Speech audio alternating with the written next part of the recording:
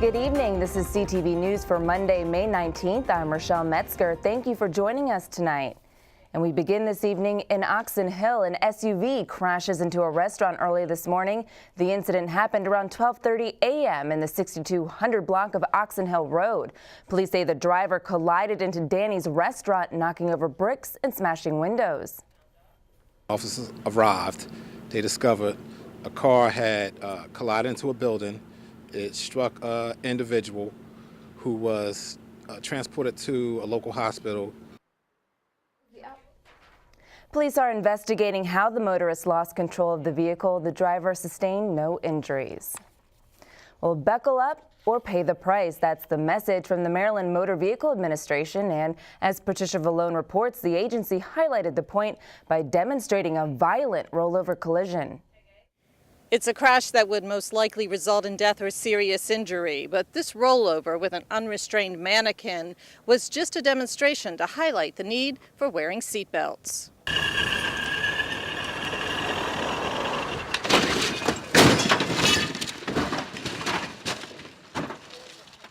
The experiment was to show how violent a rollover can be with a vehicle, and you have a much better chance of surviving a rollover if you're wearing your seatbelt, because you don't get tossed around.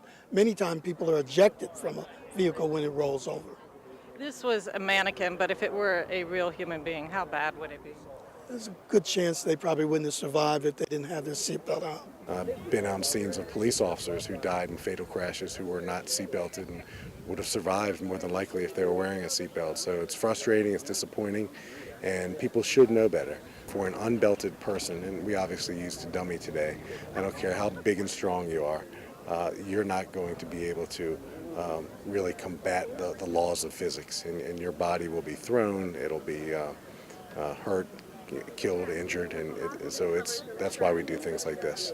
Now, more than 600 unbelted drivers or passengers were killed in Maryland between 2009 and 2012, and nearly 20,000 were injured. From Linthicum, I'm Patricia Vallone for CTV News. National research shows that 65% of occupants killed in collisions are men, and that men are less likely to wear seatbelts than women. The Langley Park community continues to mourn the tragic death of a 19-year-old brutally killed last week on the Northwest Branch Trail. 3 middle school students have been arrested in connection with the fatal stabbing of Akinle Warner. Authorities believe Warner's death on the hiker-biker trail is gang-related. Local organizations are working to fight against gang violence and calling on the Langley Park community to help improve safety on the trail. The Northwest Branch Trail is dark, it's unlit, but it's a beautiful trail, right?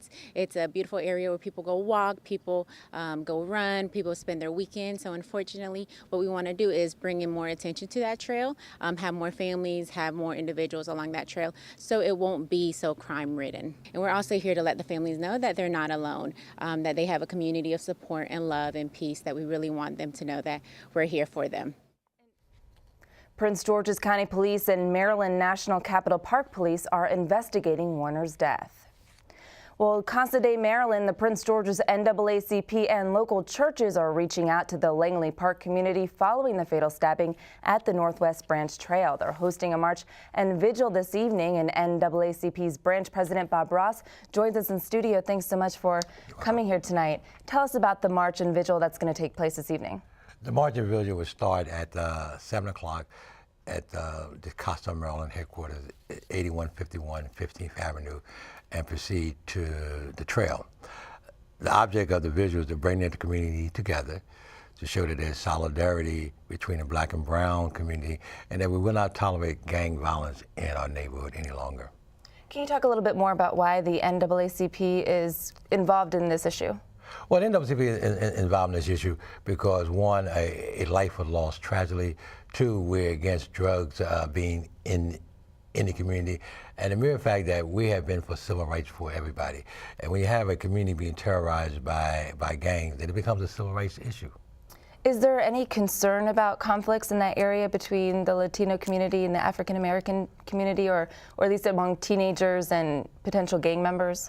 No, there's no conflict between the black and brown community. But at the same time, we need to bring the community together to know that we have to deal with these issues together to make sure that it doesn't spread to any other part of the county.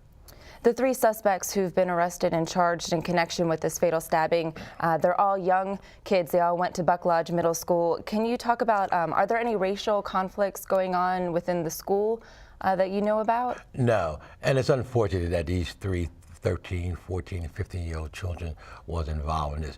But when you have a lack of community involvement and other things for the kids to do in the community, this is what happened. They go to their peers for guidance. One of the things that we're trying to do tonight is to show that there's alternatives to hanging out with gangs. Can you name some of those alternatives? One example, the Casa headquarters is open. They have a good youth program there. The NAACP has a good youth program. The churches are there to help. But I think we'd like to put together a plan of attack on how do we approach that to make it more visible. But the message that we want to send tonight, that we will not have violence in our community any longer. This Northwest Branch Trail area, is this a problem area? Are police looking into maybe beefing up safety in that area? Is this something that the community should pay more attention to? Yes, it's something that the community should pay attention to. There have been complaints of problems on the trail, and we hope to really highlight that this evening. All right, well, thank you so much. And again, the Vigil March starts at 7 o'clock? Yes, ma'am. At Casa, Maryland, and that's in Langley Park? Yes, ma'am. All right, thanks so much, Bob Ross. You're welcome. Well, the skateboarding and snowboarding store at the Columbia Mall where a gunman fatally shot 2 employees reopens its doors today. Zoomies was boarded up for 4 months after 19-year-old Darian Aguilar killed 21-year-old Brianna Ben-Lolo and 25-year-old Tyler Johnson before turning the gun on himself. The store has been completely remodeled, featuring new designs on the tiles that bear the initials B&T, recognizing the 2 victims.